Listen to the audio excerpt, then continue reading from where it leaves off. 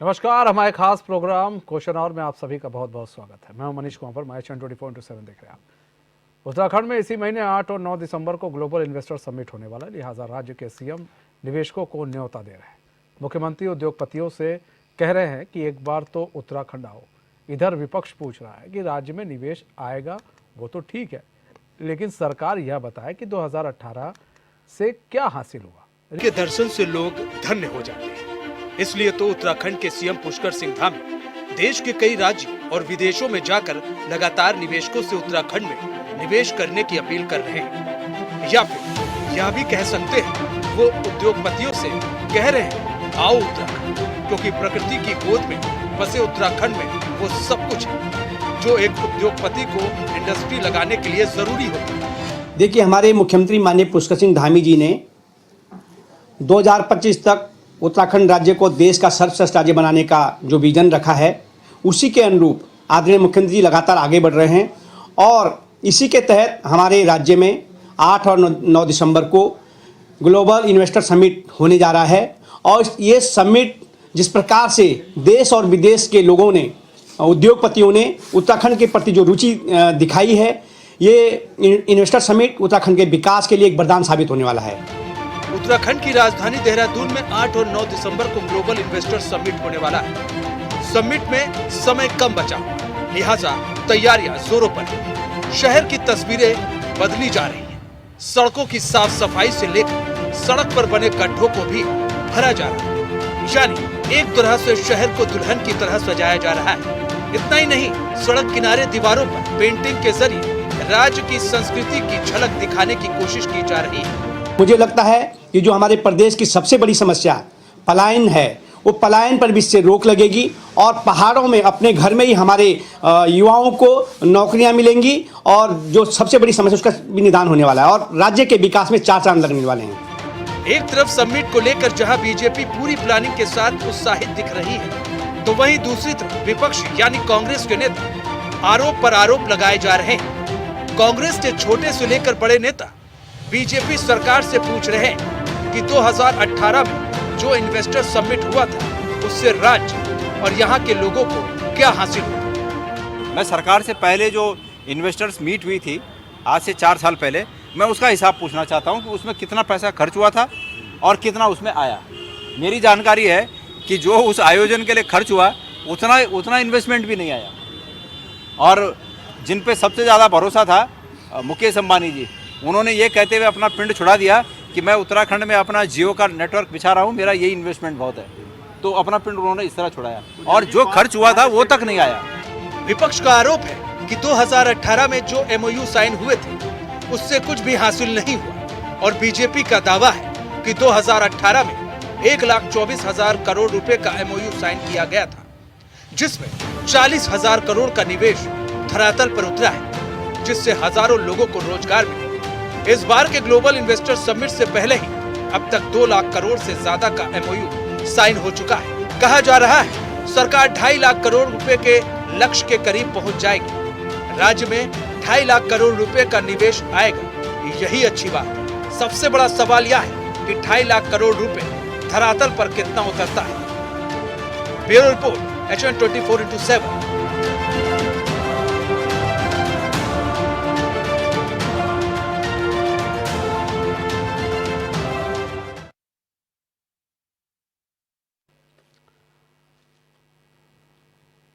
तो एक तरफ जो सीएम धामी हैं वो निवेशक हैं, उनसे कह रहे हैं आओ उत्तराखंड।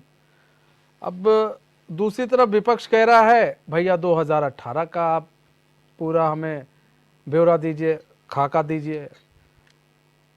एक तरफ सीएम धामी कह रहे हैं भैया प्रदेश के अंदर इन्वेस्ट होना बहुत ज़रूरी है। अगर इन्वेस्ट नहीं होगा प्रदेश के अंदर और लोग नहीं आएंगे यहाँ पर, तो फिर कैसे विकास करेगा प्रदेश। दूसरी तरफ विपक्ष कह रहा है कि भैया 2018 में बताओ कितना तुमने काम किया। एक तरफ सीएम धामी रोड शो कर रहे थे, विदेश जा रहे थे, कई वो राज्यों में भी गए और उन्होंने रोड शो किया। 2000 के लगभग उन्होंने एमओयू पर साइन भी किया 2000। ऐसे में 2.5 लाख करोड़ का जो है मतलब ये है, और 2,000 लाख कुछ ऐसे उन्होंने वो भी किया है, साइन भी करा लिया है, एमओयू साइन किया है। अब कई सवाल हैं। सवाल ये है कि एक तरफ विकास की बात कही जा रही है विपक्ष के द्वारा, और दूसरी तरफ ये कहा जा रहा है कि भाई आखिर विकास में रोड़ा कौन बन रहा है। आखिर अगर यहाँ पर एमओयू साइन हो रहे हैं 2018 में, अगर एमओयू साइन हुए तो ऐसे में कौन इस वक्त अब रोड़ा बनने की कोशिश कर रहा है, क्योंकि जो 2018 में एमओयू साइन हुए वो धरातल पर उतरे नहीं उतरे। बताया गया कि 40 लाख करोड़ के जो है एमओयू वो धरातल पर उतारे गए थे, लेकिन अभी जो है तमाम तरह के सवाल वो उठाए जा रहे हैं विपक्ष के द्वारा।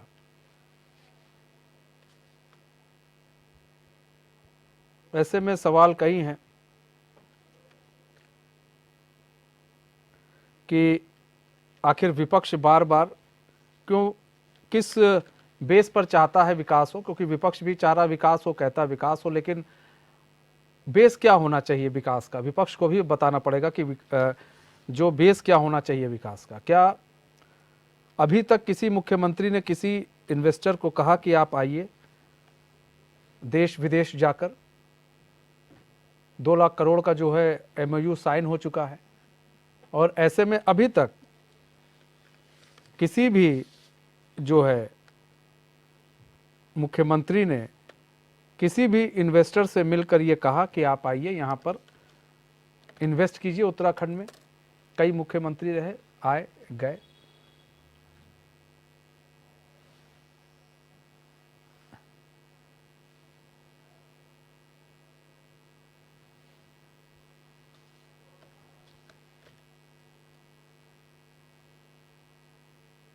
तो यहाँ पर देखिए इन्वेस्टर समिट को लेकर जो है तमाम राजनीतिक दल जो है वो आमने सामने आ गए हैं।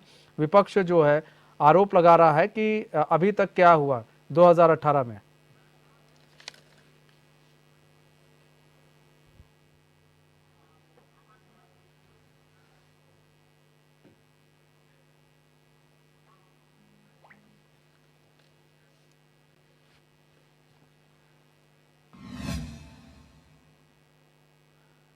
तो चलिए हम चर्चा को अब आगे बढ़ाते हैं।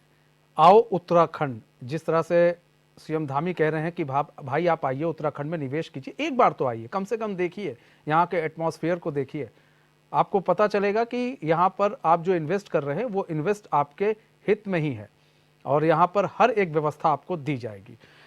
ऐसे में कई सारे सवाल जो है वो पूछे जा रहे हैं विपक्ष के द्वारा। उन सभी सवालों को हम बारीकी से जानेंगे, आखिर क्यों इस तरह के सवाल उठ रहे हैं। हमारे साथ हमारे मेहमान भी जुड़ चुके हैं। दिगंबर नेगी जुड़ चुके हैं, भाजपा नेता आशीष नोटियाल जुड़ चुके हैं, कांग्रेस प्रवक्ता है राजेंद्र बिष्ट जुड़ चुके हैं, युवा नेता हैं यूकेडी के। हमारे साथ संगीता शर्मा जुड़ चुकी हैं, आप नेत्री। हमारे साथ अजय ढूंढियाल जी जुड़ चुके हैं, वरिष्ठ पत्रकार हैं। आज सबसे पहला सवाल जो है आशीष भाई आप ही के पास आ जा रहे हैं। आशीष भाई, सवाल ये है कि आखिर अगर एक मुख्यमंत्री ये कह रहे हैं कि भाई उत्तराखंड आइए और इन्वेस्ट कीजिए यहाँ पर उत्तराखंड के अंदर, और यहाँ पर संभावनाएं ज़्यादा हैं, हमारे यहाँ का एटमॉस्फेयर भी अच्छा, वो तमाम तरह आपने देखा होगा रोड शो में उन्होंने कई बार इन बातों को रखा। हमारे यहाँ जो है एटमॉस्फेयर अच्छा है, यहाँ पर हमेशा जो मौसम है मौसम भी अच्छा ही रहता है। तो ऐसे में दिक्कत क्यों आ रही है? बार बार कांग्रेस ये एक चीज़ 2018 को पकड़ कर बैठी हुई है, उससे बाहर क्यों नहीं निकल रही है? आप क्या चाहते हैं, आपका बेस क्या होना चाहिए विकास का? आशीष नोटियाल जी। इस भाई भाजपा की कथनी और करनी में फर्क है। भाजपा कहती कुछ है और करती कुछ है। आज देखिए जो इन्वेस्टमेंट जो समिट हो रहा है ये एक्चुअली इस तरीके से इन्वेस्टर नहीं आते हैं जिस तरह से लाना चाह रहे हैं। ये थोड़ी होता है कि आप रैलियां निकालेंगे या आप रोड शो करेंगे उससे इन्वेस्टर आ जाएगा। मैंने कई बार पहले भी डिबेटों के माध्यम से बताया आप लोगों को और जनता के बीच में बात रखी कि जब भी आपको अपनी जो उत्तराखंड की वेबसाइट है उसमें उत्तराखंड के प्रति आप जो आपकी जो पॉलिसीज हैं आप उसमें डालिए। व्यापारी हमेशा व्यापार करने के लिए तत्पर है और करना चाहता है, अपने व्यापार को बढ़ाना चाहता है। बशर्ते उसे अच्छा माहौल मिले। लेकिन भारतीय जनता पार्टी ये झूठ बोलने के काम करती है। आप देखिए, अभी मैं बाजार में देख रहा था कि सड़कों में बोर्ड लगे हुए हैं कि इन्वेस्टमेंट जो करेगा उसको सस्ती बिजली मिलेगी, कंपनी वाले सस्ती बिजली देंगे। आप पे किस मुंह से और किस बात से बोलते हैं और जनता आप पे विश्वास क्यों करे? क्योंकि आप लोग झूठ बोलते हैं। आपने सच बोला कहाँ? आपने कहा था हम जब सत्ता में आएंगे 100 दिन के अंदर काला धन लाएंगे, और काला धन नहीं दिखा हमें। आपने कहा हर घर छत, उसको नहीं दिखी। और व्यापारी को आपने जीएसटी के नाम पर वैसे ही खत्म करने का प्रयास किया है। जब से जीएसटी लगी है उत्तराखंड के अंदर आप देखें कितने नंबर सरेंडर हो गए। आज आप गरीब दुकानदार को मारने का काम कर रहे हैं। आपके जो है एफएम रेडियो के माध्यम से दिन भर ऐड आ रहा है कि अगर आप कोई सामान खरीदते हैं तो उसका पक्का बिल लें। एक तरफ आप कहते हैं 10 लाख से कम अगर आपकी सेल है तो आपको जीएसटी नंबर की जरूरत नहीं है। आप बताएं एक छोटा व्यापारी कैसे जीवित रह पाएगा जब इस तरीके का माहौल क्रिएट कर देंगे? आप तो व्यापार को खत्म करने वाले हैं। तो इनकी जो पॉलिसी कथनी और करनी में जो फर्क है उससे हमें लगता है कि यार ये लोग आके बेचारे और जो हमारे कहीं इधर उधर जो इज्जत बनी भी हुई है राज्य की, उस इज्जत को भी धामी जी खत्म करने का प्रयास करेंगे और कुछ नहीं करेंगे। और अगर जब फैक्ट्रियां लगानी थी, आप देखें ना, नरेंद्र तिवारी इतना बड़ा नाम है आपके सामने जिन्होंने इतना इन्वेस्टमेंट करवाया और उसके बाद कोई इस तरह का उन्होंने रोड शो ही नहीं किया। ये लोग सिर्फ कैमरा जीवी लोग हैं। इन्हें दिखाने का शौक है कि हम कर रहे हैं, हल्ला ज्यादा करते हैं, काम कम करते हैं। और इसका तरह इन्हें लगता है कि हम राज्य का विकास कर रहे हैं, पर ये विकास नहीं, ये राज्य को विनाश की ओर ले जा रहे हैं। 1,25,00,000 करोड़ का कर्जा इन्होंने उत्तराखंड राज्य के ऊपर चढ़ा दिया और आने वाले टाइम में पता नहीं कहाँ डुबाएंगे और क्या करेंगे, ये तो भगवान भरोसे है। ठीक है, भगवान भरोसे। हमारे साथ अजय ढोंडियाल जी जुड़े हुए हैं, वरिष्ठ पत्रकार है। अजय ढोंडियाल जी, अब कांग्रेस कह रही है कि भाई बंटाधार कर रही है बीजेपी, ऐसे में कांग्रेस ये भी नहीं बता पा रही है कि किस बेस पर ये चाह रहे हैं कि उत्तराखंड में विकास हो। भाई विकास के लिए तो ही काम किया जा रहा है ना, ये सारा काम इसीलिए हो रहा है। मनीष जी देखिए, एक पत्रकार के नाते अगर मैं एक चीज कहूं जी, मैं देखिए नेता के नाते नहीं कहूंगा, आरोप प्रत्यारोप लगते रहेंगे। देखिए नारायण दत्त तिवारी जी की बात ये कर रहे हैं, नारायण दत्त तिवारी जी का विजन अपना था, उन्होंने अपने विजन से काम किया और वो मुख्यमंत्री थे तो करना भी था, ये उनकी जिम्मेदारी थी, उन्होंने किया। अच्छा, दूसरी बात जो थोड़ा सा मैंने कांग्रेस प्रवक्ता जी की बात सुनी, वो ये कह रहे थे कि 10 लाख से नीचे जो है जीएसटी, इनको ये नहीं पता कि 20 लाख है जीएसटी की। थोड़ा सा पढ़ लिख के बैठना चाहिए, तैयारी लिख के बैठना चाहिए किसी को भी। नहीं तो ये मैं मतलब तो है ना, अगर आप बताएं। आशीष भाई सुन लीजिए, आशीष भाई सुन लीजिए, पहले उनको सुन लीजिए। अगर बोला हुआ है तो आप प्रचार करें, क्यों खत्म करना चाह रहे हैं? तैयारियां अपनी रखनी चाहिए। ये 10 लाख से नीचे था, नहीं देना चाहिए। आप पब्लिक के बीच में बैठे हुए हैं, आप एक चैनल, एक सैटेलाइट चैनल को जिसको दुनिया देख रही है उस पे रहना चाहिए। 10 लाख का नहीं है, 20 लाख का है। दूसरी बात, बीजेपी क्या कर रही है क्या नहीं कर रही है मुझे कोई मतलब नहीं। ठीक है, बीजेपी की सरकार है तो बीजेपी की सरकार है तो बीजेपी की सरकार को ये काम करना चाहिए।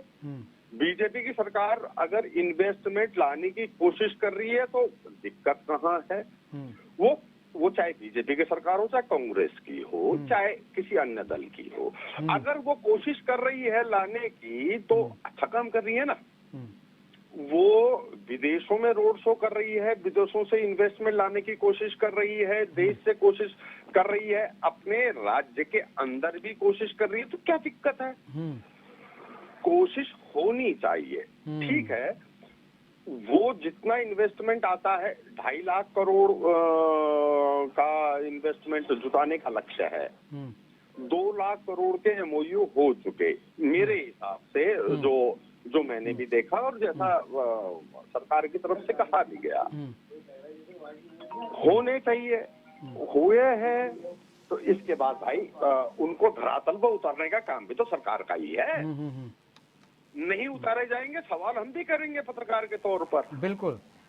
लेकिन अगर कांग्रेस ही ये कहेगी कि नहीं जी ये तो कैमरा जीवी हैं, नो, ये नहीं कहना चाहिए। मिलके काम करिए, राज्य के विकास के लिए दोनों दल मिलके काम करें।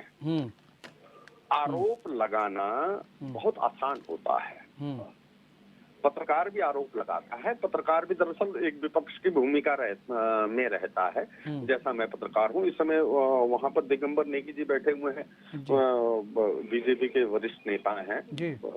और देखिए राजेंद्र जी वहाँ पर बैठे हुए, वो आर्थिक विशेषज्ञ हैं। मैं उनको बहुत पहले से जानता हूँ, उनका आर्थिक विश्लेषण भी मैंने कई बार देखा है, और मैं कम से कम पिछले 4-5 साल से उनका भी विश्लेषण जानता हूँ। सिडकुल, आज कह रहा हूँ कि सिडकुल नारायण दत्त तिवारी जी ने लगाया। कांग्रेस की सरकार ने क्या कर दिया जी उस सिडकुल के लिए? इनको समझ में नहीं आता था। सिडकुल रुद्रपुर में बना, भाग गए उद्योगपति, इनको भी थोड़ा देखना चाहिए था।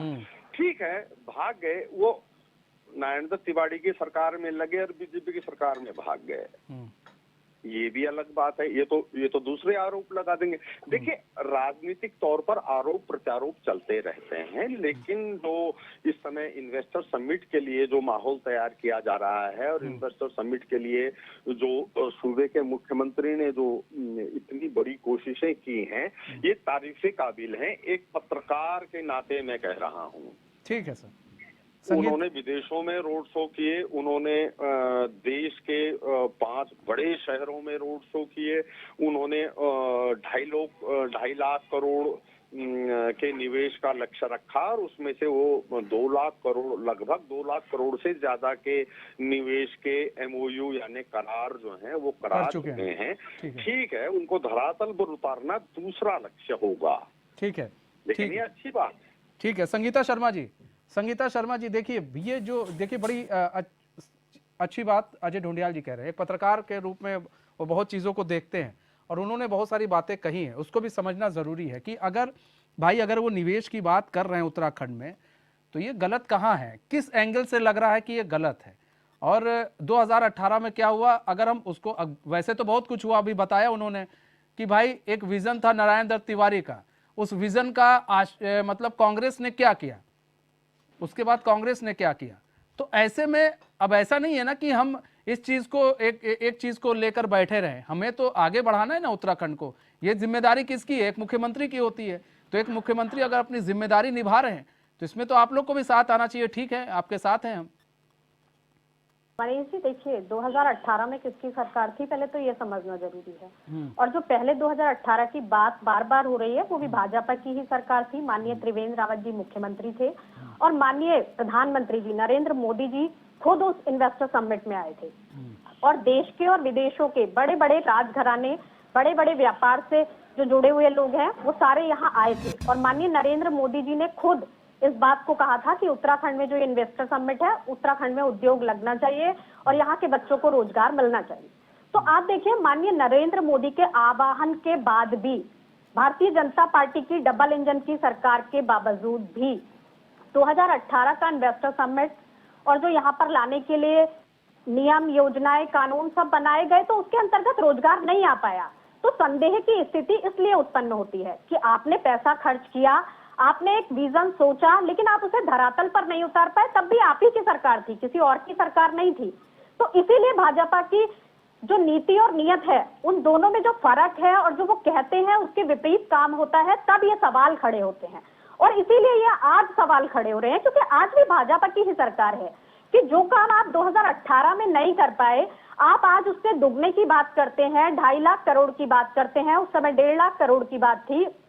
तो आप उसको कैसे धरातल पर उतार पाएंगे जब आपने उस समय उसको धरातल पर नहीं उतारा? फिर मनीष जी, ठीक है कि अब आपकी इच्छा शक्ति ज्यादा है, आपने मुख्यमंत्री दूसरे कर दिए, लेकिन आप देखिए आज भी उत्तराखंड में कितने जो रोजगार है वो यहाँ से उठ करके पलायन कर रहे हैं। तो आपकी सरकार है, आप उन रोजगार को, उन कंपनियों को यहाँ क्यों नहीं रोक पा रहे हैं? तो क्यों ना सवाल खड़े हो मनीष जी, आप उनको रोकिए। जो एक सिडकुल बना, अभी अजय भाई साहब बैठे हैं, उन्होंने भी कहा कि कंपनियां उठ करके जा रही हैं, भाजपा के शासनकाल में जा रही है, माननीय तिवारी जी के शासनकाल में आई थी। तो वो क्यों जा रही हैं? आप पहले उन्हें रोकने का काम कीजिए, तब आप नई कंपनियां लेकर के आएंगे। वरना जो नई कंपनियां आएंगी उनको आप कैसे, किस जवाबदेही में रोकेंगे कि आपने क्या किया? तो देखिए, आपको वो सब यहाँ करना पड़ेगा। और आप लगातार सिर्फ बातें करेंगे, सिर्फ वो चीजें फाइलों तक सीमित रहेंगी, तो उससे मनीष जी काम चलने वाला नहीं है। हमने पहले भी देखा, एम्स में, ऋषिकेश एम्स में 600 लोग राजस्थान के लगे, तो हमारे बच्चों को नौकरियां क्यों नहीं मिली, हमारे भाइयों को नौकरियां क्यों नहीं मिली?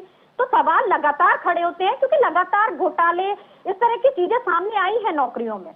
और आप देखिए, सरकारी पद की बात करूं तो अभी भी कुमाऊं में 46 से ज्यादा पद तो केवल शिक्षकों के खाली है। तो वो सरकारी नौकरियां भी जब आप भरेंगे, यहाँ तमाम बच्चे हैं जो बीएड के हैं, योगा के हैं, तो आप ये तो कह रहे हैं कि इन्वेस्टर समिट से हम बच्चों को बहुत ज्यादा रोजगार देंगे, यहाँ के युवाओं को रोजगार देंगे, लेकिन जो सरकारी उत्तराखंड के पद खाली है उनको आप कब भरने का? संगीता जी देखिए, आप देखिए, दो सवाल है, दो सवाल आपने दो सवाल उठाए, कथनी और करनी का फर्क है, वो मनीष जी बहुत ज्यादा नजर आता है। ठीक है, आपने दो सवाल संगीता जी उठाए, एक तो आपने विजन को लेकर सवाल उठाया और दूसरा है कि कंपनियां क्यों जा रही। हम दिगंबर नेगी जी से इसका जवाब जानेंगे, लेकिन एक छोटा सा सवाल है, क्योंकि आपने विजन को लेकर सवाल उठाया इसलिए ये सवाल आपसे पूछ रहा हूं। आम आदमी पार्टी जब यहां पर आई थी तो क्या विजन लेकर आई थी? मनीष जी, जो यहाँ के उत्तराखंड जो है वो साधन संपन्न है, यहाँ प्रकृति ने बहुत कुछ दिया है, तो आप उन चीजों को लेकर के यहाँ के युवाओं को रोजगार से जोड़िए। आपकी जब पार्टी यहाँ पर आई थी, आपकी पार्टी जब, संगीता जी आप मेरी बात तो सुनिए। ऊर्जा प्रदेश है मनीष जी, ये ऊर्जा प्रदेश है। अरे सुनिए ना, ऊर्जा प्रदेश में सुनिए, ऊर्जा लेने नहीं ना कोई आया था यहाँ पर, सुनिए ना, आप समझ नहीं रहे संगीता जी, या तो आप समझ गई तो अब आप मेरी बात को समझिए। मनीष जी, समझने की बात नहीं है, आम आदमी अब यहाँ पर विजन की बात है ना, आप एक विजन लेकर, मेरी बात को अब सुन लीजिए, आप एक विजन लेकर आई थी। पहले मैं क्या बताना चाह रही हूँ आपको, मैंने आपके विजन पर ही बात की है मैडम, मैं इधर उधर कोई घुमा के फिरा कर बात नहीं कर रहा हूँ, मैं सीधे विजन पर ही बात कर रहा हूँ। मैंने कहा दूसरे प्रश्न का जवाब मैं जान लूंगा नेगी जी से, लेकिन जो विजन की बात है, आप भी एक विजन लेकर यहाँ पर आई थी, आपकी पार्टी आई थी और तमाम विधानसभा चुनाव में आपने खूब मतलब लड़ाई लड़ी आप लोग, लेकिन हार गए। उसके बाद धीरे धीरे चीजें खत्म हो गई, यानी मतलब आपका विजन या तो गलत था इसलिए आप हार गए। इस चीज को आप बोलिए कि आपका विजन गलत था, तो ऐसे ही चीजें होती हैं, बात को समझना पड़ेगा ना। अब यहाँ पर अब वो विजन आपका विजन जो है, आप एक सही विजन के तहत आई, आपको जनता ने नकार दिया, आपने उसका स्वागत किया। रोजगार की बात मानिए, सुनिए ना, अब बात तो सुन लीजिए, सुनिए ना संगीता जी, सुनिए ना, अब बात तो रोजगार प्रतिशत पर भी आ जाएंगे आपके, उस पर भी आएंगे। हम महंगाई को कम करेंगे और आप वो महंगाई को कम नहीं कर पाए तो क्या उनका विजन गलत है? सुनिए ना, आप मेरी बात तो सुन लीजिए, आप लोग नहीं, मैंने देखिए, मैंने इसीलिए दो चीज को अलग कर दिया है। नहीं संगीता जी, मैंने दो चीज को अलग कर दिया है, इसीलिए आपने अभी बिजली पानी और सड़क पर भी आ जाएंगे। रुक जाइए एक मिनट, मैं भी उसी विजन को सुनिए। नहीं, अभी आपने दो विजन दिए थे, मैं दो विजन को लेकर चल रहा हूँ। नहीं, आप लोग गलत फहमी यहाँ पर, गफलत मत फैलाइए, यहाँ पर गफलत वाली बात नहीं, गफलत नहीं फैला रहे। नहीं सुनिए, आप बात को सुनिए। अब आप लोग जब विजन की बात करते हैं, एक विजन के तहत आते हैं, आप लोग का काम नहीं हुआ, फिर भी आप चुनाव लड़ेंगे ना, क्योंकि आप लोग को लड़ रहा है कि अगली बार जो है हम लड़ेंगे तो मजबूती के साथ चुनाव लड़ेंगे। वैसे यही चीज है मैडम, समझना चाहिए, समझना चाहिए आपको, ठीक है। और रही बात, सवाल नहीं खड़ा करूंगी, नहीं बिल्कुल आप खड़ा कीजिए, आपका हक बनता है, आप खड़ा कीजिए, आपका हक बनता है, लेकिन जनता को कुछ भ्रमित ना कीजिए। नहीं आप, अच्छा ठीक है संगीता जी, आप किसी भी क्षेत्र में, अच्छा ठीक है, सुनिए ना संगीता जी, एक मिनट रुकिए ना, बात तो सुनिए ना, बात तो सुनिए, ठीक है। नहीं तो आप मुझसे विजन पूछ रहे हैं, आम आदमी पार्टी बात तो सुनना भी चाहिए ना, बात तो सुनिए ना, ठीक है, नहीं हम नकारेंगे भी नहीं, आते आपके पास आते, ठीक है, हम आपके पास भी आ रहे हैं। अभी एक सवाल लेकर आते हैं, ठीक है। राजेंद्र बिष्ट जी, आप एक युवा नेता हैं, आप चीजों को देख रहे हैं, अच्छे से देख रहे हैं, एनालाइज कर रहे हैं। अब यहाँ पर देखिए, ये सवाल मैंने क्यों उठाया कि मतलब आप लोग किस कीमत पर विपक्ष चाह रहा है यहाँ पर विकास हो, विकास का क्या कोई ऐसा ब्लूप्रिंट विपक्ष ने तैयार किया है कि नहीं जी विकास ऐसा ही होगा? जो सत्ता में बैठे लोग हैं, सत्तासीन लोग हैं, सत्ताधारी पार्टी है, क्या उसको नहीं मालूम है कि हमें क्या करना चाहिए, क्या नहीं करना चाहिए? क्या वो हर बात को लेकर विपक्ष के पास जाएगा? देखिए मनीष जी, जिस प्रकार से अभी जो इन्वेस्टर मीट समिट का कार्यक्रम हमारे 8-9 दिसंबर को होना है, सबसे पहले मैं अपने धाकड़ धामी जी मुख्यमंत्री जी को बधाई और शुभकामनाएं देना चाहूँगा जिस प्रकार से इन्वेस्टर मीट समिट के लिए उन्होंने पूरी तैयारियों से लेके रोड शो, अपना ब्रिस्बेन की बात करें, इंग्लैंड की बात करें, अबू धाबी की बात करें या अन्य प्रदेश राज्य की बात करें तो मुंबई में वे सुबह सुबह योगा करते हुए दिखे, गुजरात में दिखे और अन्य राज्यों में भी उन्होंने कई बड़े बड़े रोड शो किए। इसका एकमात्र मकसद था कि हमारे यहाँ पर युवाओं को रोजगार मिले, हमारे यहाँ पर जो उत्तराखंड के जो हमारे यहाँ पर चाहे शिक्षा की बात करें, रोजगार की बात करें, पर्यटन की बात करें, फार्मा की बात करें, लॉजिस्टिक की बात करें या अन्य क्षेत्रों की बात करें, वहाँ पर हमारे जो यहाँ पर जो क्षेत्र हैं उनमें हम उसको विकसित करें, विकास करें।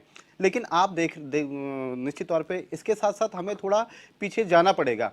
पीछे इसलिए जाना पड़ेगा जब उन्हीं के पूर्व मुख्यमंत्री त्रिवेंद्र सिंह रावत जी सवाल खड़ा कर देते हैं कि जो इससे पहले जो इन्वेस्टर मीट समिट उनके समय में 1,25,000 करोड़ का जो हुआ था, तो उसमें मात्र 40,000 करोड़ जो है वह धरातल पर उतरा। तो निश्चित रूप से सवाल खड़ा होता है कि आपने विवेचना तो आपने की होगी कि जिनको आपने जो व्यवसायी इससे पहले 2018 में यहाँ पर आए थे, जिसका खुद हमारे माननीय प्रधानमंत्री जी ने यहाँ पर उद्घाटन किया था, युवाओं को रोजगार के सपने दिखाए गए थे, वहां पर हम कहां तक पहुंचे, कितनी सीढ़ी हमने तय की। तो निश्चित तौर पे सवाल खड़ा होता है और इसमें निश्चित तौर पे जो हमारे एनडी तिवारी जी का था कि 70% रोजगार हमारे प्रदेश के युवाओं को मिले, क्या ये बीजेपी ने, राष्ट्रीय पार्टी दामी सरकार ने इसमें कुछ क्राइटेरिया ऐसा बनाया है? हमारे प्रदेश में भी यहाँ पर अगर उद्यमियों की बात करूँ तो कई एसएचजी समूह हैं जिसमें हमारी पहाड़ की महिलाएं बहुत अच्छा काम कर रही हैं, हमारे कई व्यवसायी हैं वो अच्छा कार्य कर रहे हैं। इसके अलावा मैं इसमें ठेकेदारी को भी जोड़ूंगा। जिस प्रकार से सिलक्यारा में आपने देखा होगा कि एक नवयुग जो कंपनी लास्ट टाइम तक वो वहां से सारे गायब हो गए। तो सवाल खड़ा होता है कि इसमें निश्चित तौर पे आप अगर यहाँ पर कोई इन्वेस्टर मीट समिट के तौर पर अगर कोई एमआईयू पे करार पे हस्ताक्षर करता है तो सिर्फ साइन करना ही ये नहीं होता कि उसने यहाँ पे निवेश के लिए सारे रास्ते खोल दिए हो।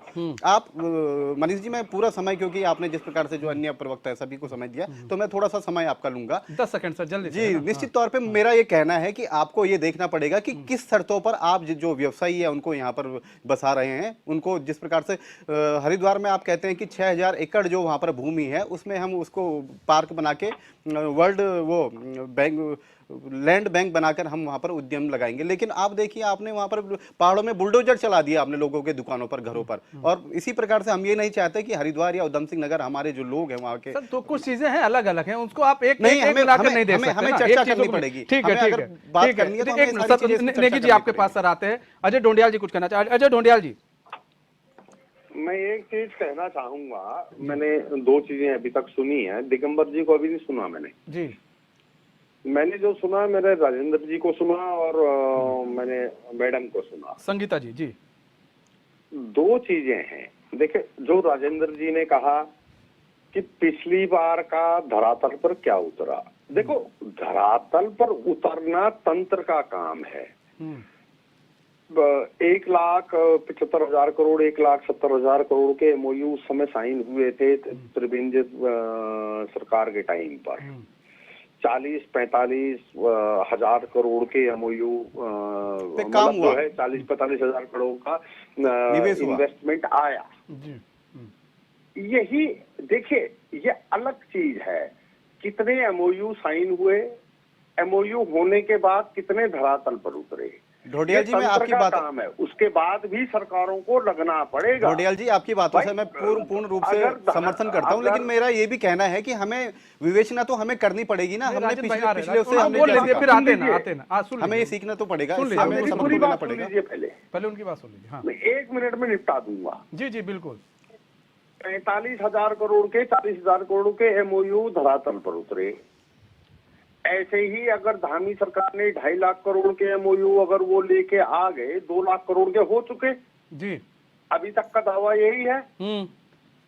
इसमें से अगर वो 50,000 करोड़ के भी धरातल पर उतारते हैं तो अच्छी बात है कि नहीं है? ठीक है। 2.5 लाख करोड़ को कैसे धरातल पर उतारना है ये उनकी सरकार जाने, उनका तंत्र जाने। नहीं उतरेंगे तो सवाल उठेंगे, सवाल मैं भी उठाऊंगा, मैं भी पत्रकार हूं। ऐसे ही सवाल हम त्रिवेंद्र रावत की सरकार पर उठाते रहे। अब ये चीजें अगर जैसे मैडम कह रही थी अभी कि ये हुआ फोटोजेनिक है, ऐसा है वैसा है, ऐसे ये चीजें ऐसे नहीं होती हैं। देखिए, कोशिशें जारी रहनी चाहिए। कोशिश, जो सरकार सत्ता में है वो सरकार अपना काम करेगी, वो सरकार अपनी कोशिशें करेगी। आप ऐसा नहीं कह सकते हैं कि ये सरकार कोशिश भी न करे। वो सरकार अगर कोशिश कर रही है कि 2.5 लाख करोड़ का हम निवेश लाएंगे, और ये पहले ही सवाल उठा लेंगे कि पिछली सरकार में क्या हुआ था, तुम्हारी सरकार में क्या हुआ था। ऐसा नहीं होना चाहिए। ठीक है। चीजें ये होनी चाहिए कि जो सरकार वर्तमान में है वो वर्तमान में क्या कर रही है और कितनी कोशिशें कर रही है, उस तरफ हम लोगों को मुझे लगता है कि ध्यान देना चाहिए। ध्यान देना चाहिए, अगर सही 2.5 लाख करोड़ का लक्ष्य रखा है तो 2 लाख करोड़ ले आए, 1.5 लाख करोड़ ले आए, इसमें कम से कम 50,000 करोड़ का तो निवेश हो। तो हम तो उस तरफ है, एक ऑप्टिमिस्टिक, एक सकारात्मक बात होनी चाहिए। ऐसा नहीं कि सब कुछ नकारात्मक हो। भाई बीजेपी की सरकार रहेगी तो कांग्रेस सवाल उठाएगी, कांग्रेस की सरकार रहेगी तो बीजेपी सवाल उठाएगी, ऐसा नहीं। ठीक है। राज्य के विकास के लिए जब ये चीजें हो रही हैं तो इन चीजों पर मुझे लगता है कि मिलकर काम होना चाहिए। बिल्कुल सही बात है, मिलकर काम होना चाहिए। हो जाए। ठीक है दिगंबर नेगी जी, मिलकर काम होना चाहिए। लेकिन ये जो बार बार राजनीति हो रही है और इन्वेस्टर समिट को लेकर की जा रही है राजनीति, अभी यहाँ पर कई सारी चीजें अगर जोड़ा जाए, अब तो देखते हैं कि बीजेपी कोई काम करती है तो सबसे पहले राजनीति शुरू हो जाती है, तो क्या उससे पीछे हट जाए बीजेपी? मनीष जी, आज इन्वेस्टर समिट के आरंभ होने से पहले जो कई विलाप विपक्षी दल कर रहे हैं, और इनके विलाप को देख करके ऐसे लगता है कि उत्तराखंड के विपक्षी दल आरोपबाजों का जमावड़ा बन के रह गए। जहां एक और इस प्रदेश का एक नौजवान युवा मुख्यमंत्री शहीदों के सपनों के राज्य को बनाने के लिए दिन रात मेहनत कर रहा है, दौड़ भाग कर रहा है, वचनबद्ध होकर के इन्वेस्टर्स को उत्तराखंड में लाने की कोशिश कर रहा है, ताकि जब पूंजी का निवेश होता है, इकोनॉमी का फ्लो बढ़ता है, तो नेचुरल है कि उससे एम्प्लॉयमेंट जनरेट होगा, राज्य में खुशहाली आएगी, लोगों का जीवन स्तर ऊपर उठेगा। उस सब को न देखने की, क्योंकि इनको तो कंगाली में ही देश को रखने की आदत है, तो इसलिए ये चाहते हैं कि इस राज्य में खुशहाली ना आ पाए, लोगों का जीवन स्तर ना उठने पाए, माँ बहनों का जीवन स्तर, उनके घर में अच्छा खाना, उनके कुपोषण जो है वो दूर हो सके, उनका रहन सहन का स्तर उठ सके, उनके बच्चे, बेटा बेटी, बहुएं अपने घर के पास नौकरी लग सकें। इन सब के प्रति इनकी जो आशंका है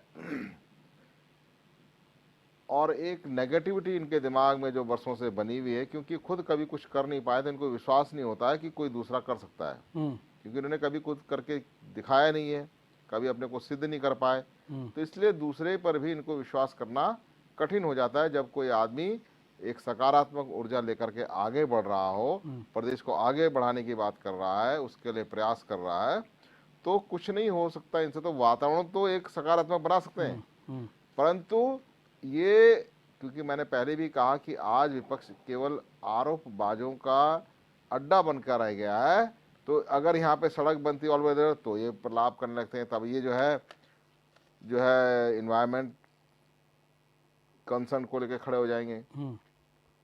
यहाँ पर अगर इन्वेस्टर समिट होता है तो ये जो है सरकारी नौकरियों की बात करने लगेंगे। इन्वेस्टमेंट समिट का, एक मिनट सुन लीजिए, इन्वेस्टमेंट समिट कहा सरकारी नौकरियों से क्या संबंध है? कुछ कहना है? रुक जाइए, एक मिनट रुकिए, आप अपने समय आने में बोल लीजिएगा। तो ये जो सारी चीजें हैं, ये इन्वेस्टमेंट समिट एक टोटली एक प्राइवेट सेक्टर को बुलाने का, इस राज्य में लाने का उद्यम है।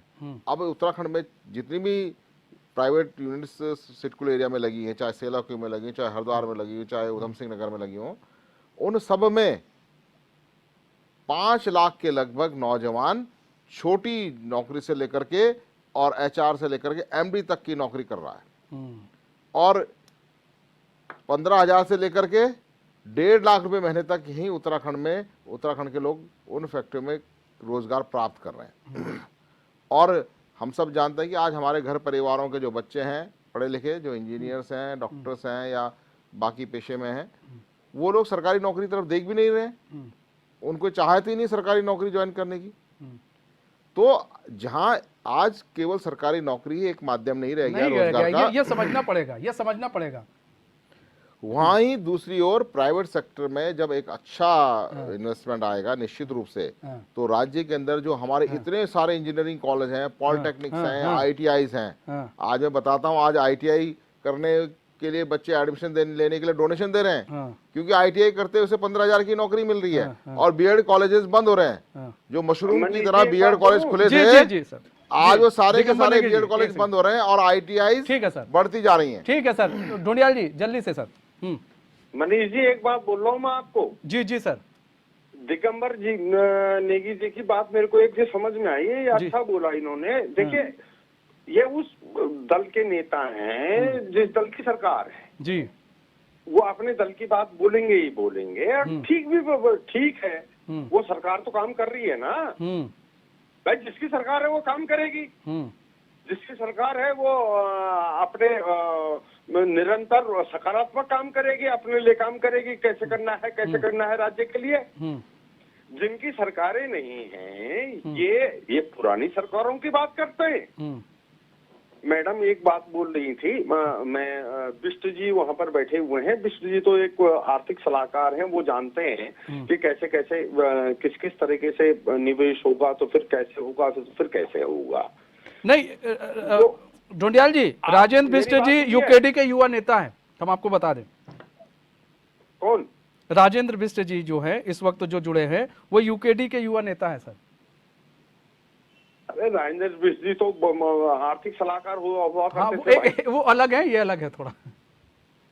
अच्छा जी, यूकेडी के नेता हैं, ठीक है, उन्होंने अपना यूकेडी का अपना एक पक्ष रखा होगा। जी जी जी। मैं ये कह रहा हूँ कि जिन दलों की सरकार नहीं है, जिस दल की सरकार है वो काम कर रही है, काम करने दीजिए ना भाई। जिस दल की नहीं है उसकी पहले भी थी, कांग्रेस की सरकार तो पहले भी थी। जी जी जी। ये नारायण दत्त तिवारी जी के सरकार के काम गिनाते हैं, हरीश रावत की सरकार के काम गिनाते। जवाब ले लेते हैं सर आशीष नोटियाल जी। बहुगुणा जी की सरकार के काम गिना दें, बकवास न करें। देखिए चीजें होती हैं सरकारों में, जिस दल की सरकार होती है वो दल अपना काम सरकार के लिए करता है। बिल्कुल। इस समय बीजेपी की सरकार है, कौन मुख्यमंत्री है कौन नहीं है मुझे लेना देना नहीं। इससे पहले भी बीजेपी की सरकार थी, कोशिशें की गई, कोशिशें करना बुरा नहीं है सर, यही बार बार बात हो रही है जी। कांग्रेस हो, कांग्रेस की सरकार रहे, हम कोशिशों में मना नहीं करते, एक पत्रकार के नाते बोल रहा हूँ। लेकिन अगर आप किसी दल की सरकार हो उसको कोस लो, तुम्हारी नहीं है तो तुम दूसरे को कोस लो, दूसरे की है बीजेपी की तो बीजेपी वाला कांग्रेस को कोस ले। ठीक है सर, नॉट फियर। ठीक है ये सर, चीजें नहीं होनी चाहिए। ठीक है आशीष नोटियाल जी। कि राज्य में क्या आशीष नोटियाल जी देखिए, बड़ा सवाल है, बड़ा सवाल ये है कि भाई अगर सवाल किया जाए बहुगुणा जी के समय क्या हुआ, अगर सवाल किया जाए कि भाई हरीश रावत की सरकार में क्या हुआ, क्योंकि आप पिछला पुराना ही उठा रहे हैं और अजय जी भी पिछले पुराने ही बात कर रहे हैं। कितने को आपने कहा कि नहीं आओ इन्वेस्ट करो, आप बताइए ना, कितने इन्वेस्टर को आपने कहा आओ भैया यहाँ पर इन्वेस्ट करो और अपने राज्य के बारे में हकीकत बताइए, हमारा राज्य कैसा है बताइए। मैंने बताया ना आपको, ये बोलने से नहीं होता, जिस तरह धामी जी काम कर रहे हैं इस तरह बोलने से नहीं होता। ये इन्वेस्टमेंट जैसे आया था आपने देखा तो है किस तरह। आप बताइए ना आप लोगों ने क्या किया, मैं वही जानना चाह रहे हैं ना। इन्वेस्टमेंट रैलियों से कभी नहीं आया आज तक। इन्वेस्टमेंट जो आना होता है आपकी पॉलिसी से आता है। अरे सर सुनिए ना, अब एक चीज छोटी सी बात है, आप ये बताइए, आप लोग त्रिवेंद्र जी की बात करते हैं और बार बार ये चीज आ रही है कि उन्होंने जितना एमओयू साइन किया उतना धरातल पर नहीं उतरा, तब भी 40,000 करोड़ अगर उन्होंने 40 से 45,000 करोड़ अगर उन्होंने यहाँ पर इन्वेस्ट कराया है तो क्या रोजगार नहीं मिला होगा यहाँ के लोगों को? देखिए ना तो रोजगार मिला, पलायन सबसे ज्यादा हुआ। आप देखिए ना आज में तो पलायन कितना हो रहा है, कहाँ जा रहे हैं लोग, कहाँ रोजगार मिला। इन्होंने कहा था कि यहाँ पे स्पोर्ट्स कॉलेज 5 जगह चयनित कर ली। ये सिर्फ झूठ बोलने का काम करते हैं। आप देखिए ना ऐसी भाजपा सरकार जिसने सिर्फ भगवान को ठगने का काम किया। किस मानक पर आप नापते हैं झूठ को, वो बता दीजिए आशीष भाई। आप वो मीटर बताइए किस मानक पर आप नापते हैं झूठ को। एक चीज समझिए ना आशीष भाई, आप लोग क्या, आप लोग विकास विरोधी हैं क्या? नहीं, अब सीधी से एक सवाल है आशीष भाई, विकास विरोधी हैं आप उत्तराखंड में? विकास, अरे विकास विरोधी होते तो विकास करा किसने ये? आपको क्या लगता है? आप मुझे बताएं देहरादून के अंदर ऐसा कौन सा हॉस्पिटल है जो भाजपा ने आने के बाद बनाया हो? आप बताएं ऐसा कौन सा हॉस्पिटल है? ऐसे कितने स्कूल हैं जो भाजपा ने खोले हो? विकास विरोधी अगर हम होते तो ये काम करते। हमने स्कूल खोले, अजय ढोंडियाल जी है आप सर, आपका ऑडियो खुला है। अजय जी ऑडियो खुला है क्या? आप सिर्फ चौराहों के चौक चौराहों के नाम बदल के विकास करेंगे क्या? अजय ढोंडियाल जी का ऑडियो खुला हुआ है सर, बोले आप बोले। भाई साहब जरा एक चीज बताइए कि दून मेडिकल कॉलेज आपने खोला था? आज उस टाइम का था, हमारे टाइम का ये बना हुआ है। आप जो उद्घाटन अगर करते हैं मैं तो क्या लगता है उद्घाटन कर दिया तो बहुत बड़ा काम कर दिया। जितने फ्लाईओवर हैं सब हमने बनाए, आपने तो उद्घाटन किया उनका, खाली आपकी सरकार है, आपने उद्घाटन किया। सारी योजनाएं हमारी हैं, जिसपे आप लोग चल रहे हैं और खा रहे हैं, हमारी योजनाओं पे खा रहे हैं। भैया हमारा गांव हमारी सड़क योजना को आप नाम बदल के, वो वरिष्ठ आशीष भाई वो नेता नहीं है, वो वरिष्ठ पत्रकार है आशीष भाई। हम पत्रकार हैं, वो पत्रकार है। नहीं हमारा बात बोलेंगे क्या? अगर वरिष्ठ पत्रकार है, आपको अगर वहाँ से ऐड मिलता है तो वहीं की बात करेंगे क्या? आप अरे यार फिर ऐड मिलता है तो उनको कहाँ ऐड मिलता है? अजय जी को कहाँ ऐड मिलता है भाई साहब? बेकार की बात मत कर, आप जो है ना सच्चाई बोलने का काम करें, गुमराह मत करें। आशीष भाई उनको कहाँ ऐड मिलता है? आप लोग कहाँ आ जा रहे हैं? पत्रकार वरिष्ठ पत्रकार है, वो वरिष्ठ पत्रकार में ऐड मिलता है, पता है लेकिन आ रही है ना।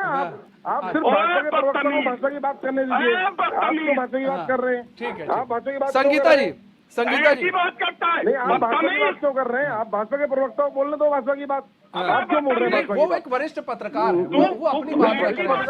आप अपनी बात रख रहे हैं आशीष भाई, ये गलत बात है। आपको पता नहीं, आपने 2014 से पहले पढ़ाई करी नहीं आशीष भाई, पता है ना आप कहाँ जाते थे पढ़ाई करने, कहाँ जाते थे? नहीं आपने पढ़ाई कहाँ करते आपने? नहीं आप बदतमीज नेता, आप बदतमीज आप कर रहे वो नेता नहीं है, मैं बार बार कह रहा हूँ, वो वरिष्ठ पत्रकार है भाई साहब। 2014 से पहले काम ही नहीं हुआ। ठीक है आशीष भाई, ठीक है स्कूल नहीं थे, हॉस्टल नहीं थे, बदतमीजी आप कर रहे हैं। ठीक है आशीष भाई, ठीक है ठीक है संगीता जी, ठीक है ठीक है आशीष भाई, ठीक है ठीक है आशीष भाई, एक मिनट आशीष भाई, एक मिनट सुनिए ना आशीष भाई, एक मिनट सुनिए ना, आप बोल रहे हैं, ठीक है सुनिए ना आशीष भाई, सुनिए ना एक मिनट आशीष भाई। देखिए यहाँ पर, ठीक है, यहाँ पर वरिष्ठ पत्रकार लोग हैं, वो कोई उनको कोई लेना देना नहीं है, उन्होंने साफ एक चीज कहा।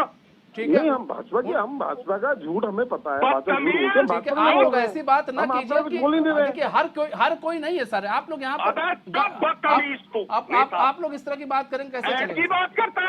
आप लोग ऐसी बात ना करें आशीष भाई, ऐसी बात ना करें, वो एक वरिष्ठ पत्रकार है सर, वो बहुत सुलझे हुए इंसान है आशीष भाई, वो आशीष भाई बहुत सुलझे हुए इंसान है, मुझे ये मेरी रोटी पालता है। ठीक है आशीष भाई, वो बहुत सुलझे हुए इंसान है, वो उनको किसी चीज से लेना देना नहीं है। ठीक है संगीता जी देखिए यहाँ पर बार बार जब बात हो रही है, सब लोग यही कह रहे हैं कि अगर आप बैंक में जाएंगी, अगर आप बैंक की बात करेंगे तो बहुत सारे पन्ने खुल जाएंगे, और जैसे अजय ढोंडियाल जी ने भी बोला कि बहुत सारे पन्ने खुलेंगे। अगर पन्ने खोलना है तो फिर ठीक है, पन्ने खोलने पर आ जाते हैं। अगर एक सरकार यहाँ पर काम कर रही है तो उसमें कम से कम जब तक आप ये ना देख लें, वो भी कह रहे हैं कि अभी इन्वेस्टर को आने दीजिए। अगर हम इसी तरह करेंगे और अगर हम लोगों को लोग देखेंगे, वहां पर आप लोगों को देखेंगे, तो इन्वेस्टर ये सोचेंगे ना कि भाई यहाँ पर तो राड़ा चल रहा है, यहाँ पर तो लड़ाई चल रही है, कैसे इन्वेस्ट करें? तो अभी आने दीजिए इन्वेस्ट, उसके बाद पता चलेगा कितना इन्वेस्ट हो रहा है, कितना नहीं हो रहा है। उसके बाद खुद ही अजय जी भी कह रहे हैं कि उसके बाद हम लोग खुद ही सवाल पूछेंगे, भैया आपने इतना कहा था, कितना इन्वेस्ट हुआ? तो ऐसे में सवाल पूछने का मौका तो तब आता है जब काम होगा ना। अब अभी कुछ हो भी नहीं रहा, अभी तो इन्वेस्टर सबमिट हो रहा है, लोगों को बुलाया जा रहा है, आमंत्रित किया जा रहा है, ये तो एक अच्छी बात है। संगीता जी, मनीष जी देखिए, यहाँ जितने भी लोग बैठे हैं वो उत्तराखंड से ही है और हर एक व्यक्ति चाहता है कि उत्तराखंड का विकास हो। कोई भी ये नहीं चाहता कि उत्तराखंड का विकास ना हो, अपने राज्य का विकास होते हुए ना देखें, अपने युवाओं को सड़कों पर लाठी डंडे खाते हुए देखें, ये कोई नहीं चाहता, जितने भी यहाँ पैनलिस्ट बैठे हुए हैं। और देखिए, बात रही विकास की, आपने कहा कि अभी से क्यों ये सब किया जा रहा है, तो देखिए मैंने पहले भी आपसे कहा कि विकास करो, ये विपक्ष हमेशा कहता है, कभी भी ये नहीं कहा गया कि आप विकास मत करो, आप स्कूलों के लिए काम मत करो। सरकारी स्कूल बंद हुए तो विपक्ष ने आवाज उठाने का काम किया कि भाई अच्छी शिक्षा जिस भी राज्य की होगी, बच्चा पढ़ा लिखा होगा तो वो राज्य स्वयं विकास की ओर बढ़ेगा। जब सरकारी अस्पतालों में यहाँ इलाज नहीं मिलता, गर्भवती महिलाएं सड़कों पर प्रसव के लिए मजबूर होती हैं, तब भी हम लगातार आवाज उठाते हैं कि भाई अच्छे सरकारी अस्पतालों में व्यवस्थाएं कीजिए कि यहाँ के महिलाएं जो हैं उन्हें वहीं पे सुविधा मुहैया हो, रेफर सेंटर यहाँ के अस्पताल ना बन के रह जाए। तो देखिए, विपक्ष का काम है आवाज उठाना और सरकार का काम है काम करना, क्योंकि जनता ने भर भर के प्यार दिया है इस सरकार को। यहाँ आज तक कांग्रेस और बीजेपी 23 सालों में 2 ही सरकार रही है मनीष जी, और अगर भरोसा जताया है भाजपा पर यहाँ की जनता ने, तो उसके अनुरूप भाजपा की जिम्मेदारी है कि उसको काम करना पड़ेगा। लेकिन इन्हीं की सरकार में हमने युवाओं पर लाठी डंडा को बरसते हुए भी मनीष जी देखा है, तो वो काला दिन भी हम भूल नहीं सकते। और हम फिर सवाल ना उठाएं, आंख बंद करके बैठ जाएं, ये भी विपक्ष के नाते हमारी जिम्मेदारी फिर क्या रह जाएगी, आप बताइए। और जो सवाल पूछे जा रहे हैं कि हम इन्वेस्टर समिट हो जाने दीजिए, हम फिर सवाल करेंगे, तो इस पर सवाल नहीं हो रहा। हम तो ये कह रहे हैं कि जो 2018 में इन्वेस्टर समिट हुआ, उसकी विवेचना भी आप बताइए कि आपने कितने युवाओं को रोजगार दिया, उत्तराखंड के कितने लोगों को रोजगार मिला। आज अगर उत्तराखंड का युवा पलायन कर रहा है तो वो किसकी जिम्मेदारी है? सरकार केवल पलायन आयोग बनाए और छोड़ दे, इस पर काम ना करे कि पलायन क्यों हो रहा है। अगर यहाँ बात, अभी जो बीजेपी के प्रवक्ता मेरे भाई बैठे हुए हैं, उन्होंने कहा कि हमने युवाओं को रोजगार दिया। मेरा तो एक ही सवाल है कि कोई भी अपना घर छोड़कर बाहर रोजगार करने जाना नहीं चाहता, कोई अपने माँ बाप को छोड़ करके बाहर जाना नहीं चाहता। अगर उसे वही नौकरी मिलेगी, वही सुविधाएं मुहैया होंगी। लेकिन अगर आज राज्य के युवा पलायन कर रहे हैं तो ये सरकार की जिम्मेदारी है और सरकार की नाकामी है। और अगर आप कहते हैं कि हमने पिछले इन्वेस्टर समिट से काम दिया, पिछले इन्वेस्टर समिट से युवाओं को रोजगार दिया है, तो भाई बताइए ना कितना रोजगार दिया। हम तो सिर्फ यही पूछ रहे हैं ना कि कितना रोजगार दिया, हमें भी अच्छा लगेगा युवाओं को रोजगार मिले। हम सब यही चाहते हैं कि यहाँ युवाओं को रोजगार मिले, सबकी अच्छी ही मंशा है। और सरकार जब अच्छा काम करती है तो हम खुद बधाई देंगे सरकार को, क्योंकि हम भी चाहते हैं हमारा राज्य आगे बढ़े। मनीष जी, किसी को सरकार से बैर नहीं है। और देखिए, जनता ने इतना सारा प्यार दिया है, उसमें कौन सी परेशानी की बात है। लेकिन जब त्रिवेंद्र सरकार काम नहीं कर पाई, डबल इंजन की सरकार काम नहीं कर पाई, तो उसके लिए हम सवाल बिल्कुल पूछेंगे। मनीष जी, बहुत अच्छी चीजें कही है ये जी, जो मैडम कह रही है, ये एकदम मैं इन बातों से एकदम इत्तेफाक रखता हूँ जी। आप एक चीज समझ लीजिए कि देखिए, सवाल उठेंगे और जरूर उठेंगे, सवाल भविष्य में भी उठेंगे, सवाल उठते लाजमी भी हैं और विपक्ष को सवाल उठाने भी चाहिए।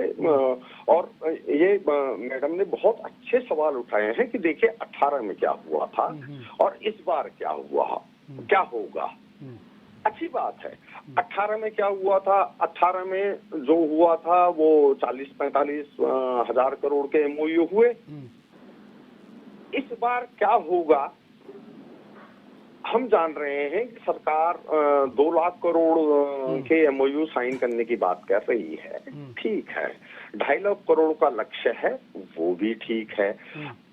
मैं एक पत्रकार के नाते पहले से कह रहा हूँ कि एमओयू होना एक अलग चीज है और धरातल पर उतरना अलग चीज है। सवाल तो उठेंगे, उसमें कोई दिक्कत नहीं है। कल 2.5 लाख करोड़ के एमओयू होंगे, 2 लाख करोड़ के एमओयू होंगे, और अगर उसमें फिर 50-60 हजार करोड़ का भी हुआ तो हम संतोषजनक रहेंगे। सवाल तब भी उठेंगे, सवाल हम भी उठाएंगे, विपक्षी नहीं उठाएगा, पत्रकार भी सवाल उठाएगा कि भाई आपने तो 2.5 लाख करोड़ कहा था, अभी तक ये नहीं हुआ, ये नहीं हुआ, वो नहीं हुआ। ये चीजें अलग की बात हैं, ये बात की बातें हैं। अभी तक का हमारा सवाल सिर्फ ये है और हमारी बात सिर्फ ये है कि जो काम हो रहा है वो एक सकारात्मक काम हो रहा है, सकारात्मक दिशा में चीजें चल रही हैं कि भाई इन्वेस्टर समिट होनी चाहिए। इसमें कितना कितना हो सकता है वही तो होगा, ठीक है सर। अरे शादी का न्योता टाइप का थोड़ी हो रखा है। सही बात है, ठीक है। दिगंबर नेगी जी, दिगंबर नेगी जी। क्वेश्चन क्या है आपका? सर दिगंबर नेगी जी, देखिए यहाँ पर अब बात हो रही है, जैसे अभी आम आदमी पार्टी भी उठा रही है, अभी हम 2018 की बात उठा रही है, बेरोजगारी की बात उठाई गई थी यहाँ पर इनकी तरफ से कि बेरोजगारी बढ़ रही है, पलायन हो रहा है, तमाम तरह के सवाल उठाए गए।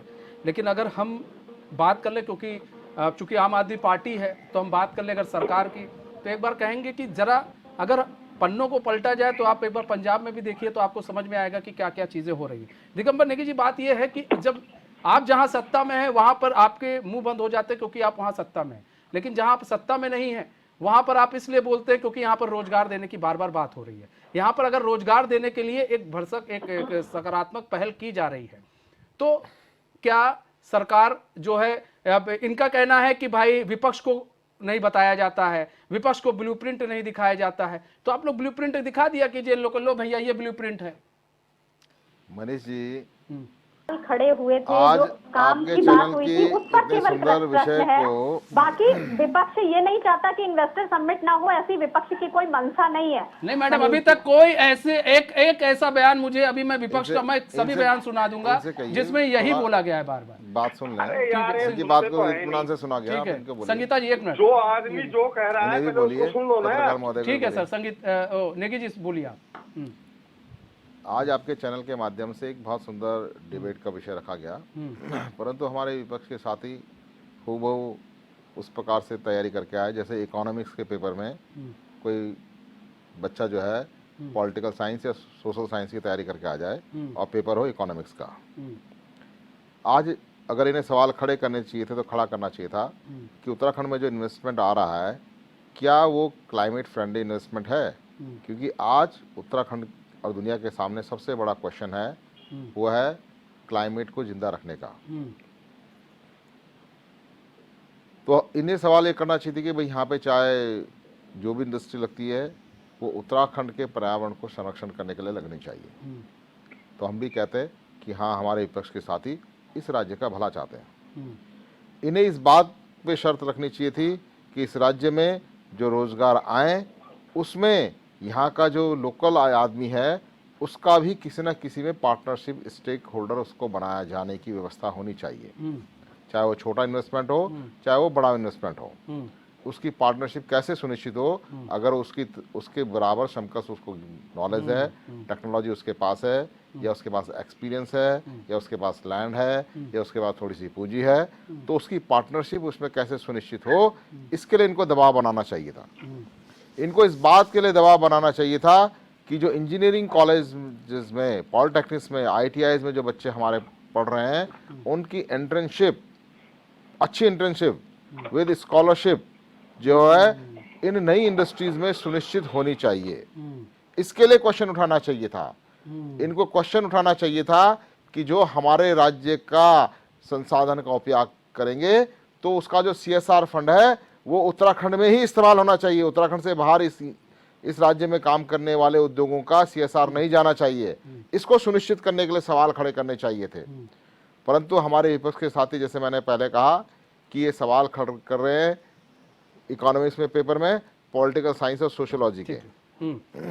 ठीक है राजेंद्र मिश्र जी, देखिए एक बताया दिगंबर नेगी जी एक बहुत सुलझे हुए इंसान है और वो बड़े जहां पर गलत होता है वो बोल भी देते हैं, उसमें उनको कोई संकोच नहीं है। उन्होंने बता रहे हैं देखिए कि कहां आप लोग को सवाल उठाना, एक देखिए सत्ता पक्षधारी आपको बता रहा है यहां आपको सवाल उठाना चाहिए था। हम लोग को भी समझ में आता कि चलिए आप कुछ सवाल उठा रहे हैं, ऐसी जगह आप लोग सवाल उठा रहे हैं जहां पर कोई तर्क बनता ही नहीं है। देखिए मनीष जी, निश्चित रूप से हमारे नेगी जी काफ़ी सुलझे हुए प्रवक्ता हैं। उन्होंने जो बात कही मैं उनका स्वागत करता हूं, लेकिन ये चीज़ें तो पहले से अंडरस्टूड है। जब आपने मुझे पहले समय दिया तो मैंने ये बातें बोली कि कम से कम जो ड्राफ्ट है ये तो पता चले आप इसका एजेंडा क्या है। आप उत्तराखंड में 70% रोजगार की बात हम आज से नहीं कर रहे हैं, हम ND तिवारी जी के नाम के समय से मांग कर रहे हैं कि हमारे प्रदेश में अगर रोजगार की बात की जाए तो कम से कम चाहे वो कोई भी कल कारखाने हो या निजी उद्योग हो, कुछ भी हो, उसमें 70% का तो कम से कम हमारे प्रदेश के युवाओं को मिले, रोजगार मिले। यहाँ पर जड़ी बूटी केंद्र कई, जैसे रामदेव जी की बात बात करें तो आज यमकेश्वर में कई वहां पर उन्होंने जमीनें जो है वहां पे कब्जा करी हुई है। तो इस प्रकार में जो और गांव वाले वहां पर काफी परेशान है। तो हमारा ये भी मानना है कि इस प्रकार की जो गांव वालों को परेशान न किया जाए। 6000 करोड़ आपने हरिद्वार या उधम सिंह नगर की जो भूमि है उसको आपने लैंड बैंक करके आपने बोला, वहां पर जो लोग रह रहे हैं पहले से उनको परेशान न किया जाए। और इसके सॉरी मैं आप ये और भी थोड़ा सा ये भी इसमें जोड़ना चाहूंगा, इसके अलावा हमारा जो प्रदेश है ये कहीं ना कहीं आपने देखा होगा कि हम भौगोलिक रूप से या अन्य प्रकार से ठीक है राजेंद्र भाई, तो समय कम है, हमारे पास समय कम है, माफी चाहेंगे। बहुत बहुत धन्यवाद आप सभी मेहमानों का हमारे साथ जुड़ने के लिए और अपना बहुमूल्य समय हमें देने के लिए। तो हमारे इस खास पेशकश बस इतना ही। मुझे दीजिए इजाजत, तो खबरों के साथ बने रहने के लिए देखते रहिए चैनल न्यूज़। नमस्कार।